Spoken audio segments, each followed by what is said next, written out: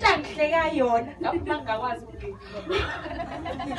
kodwa she persevered ebona ukuthi ngiyibhimbi nginjalo wazama ngako konke okusemandleni usisana ukungifundisa wathi noma naye eba nama-challenges ejenini yobuntombi she would come back to me and say, Mbali, I had 1, 2, 3, 4 challenges and I overcame them in 1, 2, 3, 4 ways.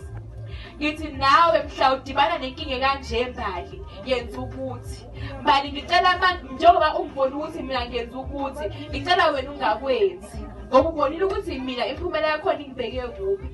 Usisi Alu has never hit the negative side of umntombi. Usisi Alu has always been brutally honest to me. Yes. Yejeni yomntombi. But I love the fact that she supported me since the day that she met me to this day. Ngiyabonga Sis Alu. Ngiyabangani bami, my best friend, Unke, she came into my life when I was going through a very difficult patch.